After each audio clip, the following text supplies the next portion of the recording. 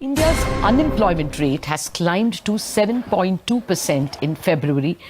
In the year 2000, around 35% of Indian youth were unemployed. A new report says Indians are borrowing more than ever. Did you know that India's unemployment rate hit a 45-year high of 6.1% in 2018 and 2019? Despite being one of the fastest-growing economies, India faces significant economic challenges. From a staggering public debt of over $1 trillion to a banking sector grappling with non-performing assets worth approximately $150 billion. The problems are immense. Inflation rates have also fluctuated, impacting the cost of living for millions. So, what are the underlying causes of these issues? Stay with us as we delve into the depths of the Indian's economy struggles and explore potential solutions.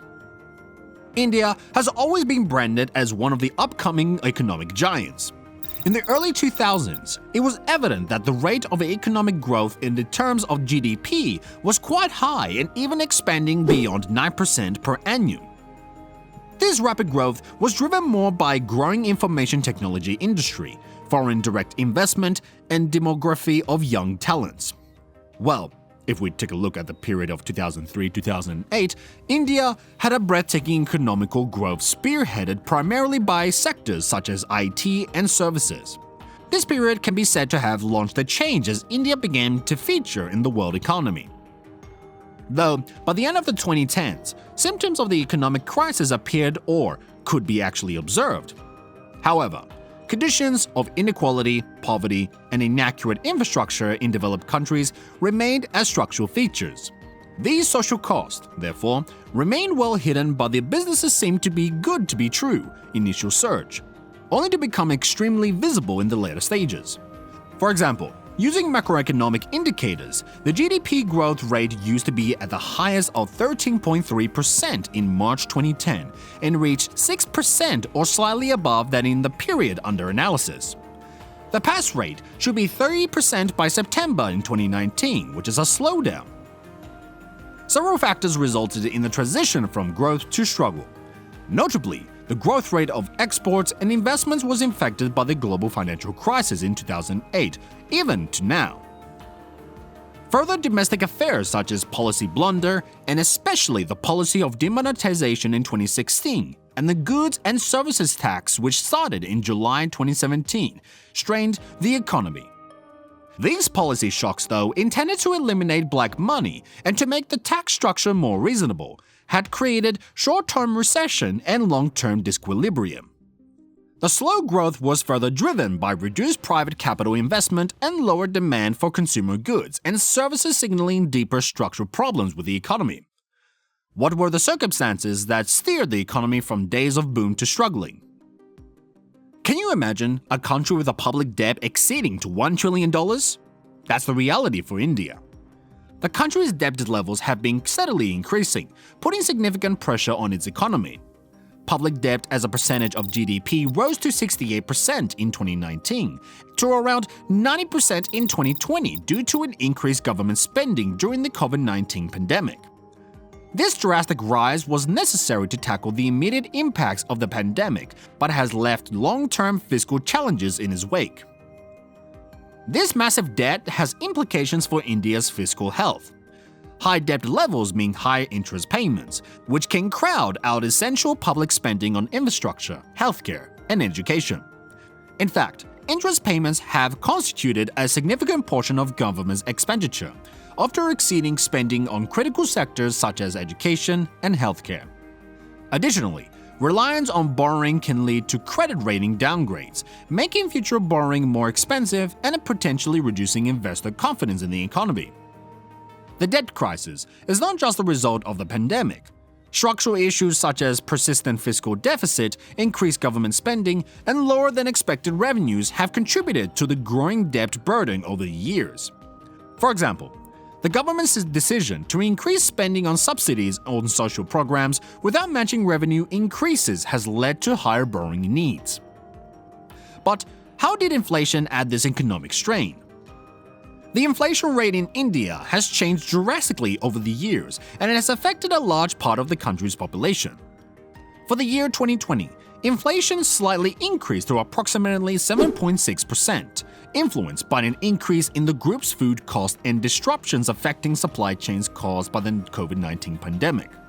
This high inflation depreciated the purchasing power, and life became so hard for ordinary Indians to purchase basic essentials. The Central Bank of India, Reserve Bank of India, fails to balance the overdrive of inflation and increased growth rate. Due to dynamism in policies and an external economic environment, it has been difficult to set and maintain standard prices. For example, food inflation, an element of the total inflation, was on the rise because of disruptions in the supply chain as well as difficulties in combating unfavorable weather conditions. Speaking of inflation, core inflation, which is an indicator of inflation rate for goods other than food and energy, mid-last year in October was at 11 average inflation, found to be around 7%, which impacts the household budget to a large extent. High inflation rates have also stretched the expenses of households, raised the poverty levels, and this has deepened income disparity. The effect was even more apparent during the current pandemic as income disparities and employment instability made it more difficult for several households to meet the rising cost. This led to an increase in inflation through the increase of prices of the necessities, which include vegetables, fruits, and pulses, meaning to daily expenditure was a burden especially to the poor and middle-income earners. So, did the government policies worsen India's economic situation? Over the years, several policy missteps have compounded the country's economic woes. One of the most significant examples is the demonetization policy of 2016, which aimed to curb black money and counterfeit currency. This move, which rendered 86% of the currency of circulation invalid overnight, led to a severe liquidity crisis. Small businesses and the informal sector, which heavily relied on cash transactions, were particularly hard hit. The economy experienced a decline in employment and economic activity, with millions facing financial hardships. Similarly, the implementation of goods and services tax in 2017, intended to simplify the tax system and unify the market, faced initial compliance issues and confusion. Businesses, especially small and medium enterprises, struggled to adapt to the new tax regime, leading to disruptions in economic activities and slower growth. While GST has potential long-term benefits, the transition period was marked by significant economic pain. These policies have often been reactionary than proactive, addressing immediate crises without long-term planning. As a result, India has faced repeated economic instability, with short-term fixes leading to long-term problems. The frequent changes in economic policy and lack of consistent implementation have undermined investor confidence and economic stability. How have these economic policies and crises affected the social fabric of India? There are great social repercussions and those with India's economic woes. Unemployment level, poverty level, and level of societal inequality have all risen tremendously. Currently, the unemployment rate is approximately 7.5%, and around 21.9% of people were living below the poverty line. These crises have been worsened by COVID-19 through the reduction of individuals to poverty levels and the rise of income disparities. Economic downturn has meant that many businesses and organizations lay off workers, especially those in the informal employment base. The pandemic escalated the inequality, dampening informal workers' revenues, owing to the effects of the lockdown measures, and lowered the economic escalated the inequality dampening of informal workers' revenues, owing to the effects of lockdown measures and lowered economic activity. Hence, most households experience some form of income loss, which in turn to the scarcity in the availability of goods and services. Also, proper healthcare and education are still difficult to come across, which is a strong deterrent of social inequality. Finally, the healthcare system, challenged by the pandemic, revealed the existing inequality within the access to medical services, and this problem influenced rural and low-income people most of all. In the same way, the discrepancies in accessing education in the digital age were seen when schools had to close and children could not continue lessons online since they lacked the means to do so. So, what do you learn these challenges suffered in India? Share in the comments. If other countries could learn one thing from India's economic struggles, it would be the importance of addressing structural issues promptly and effectively.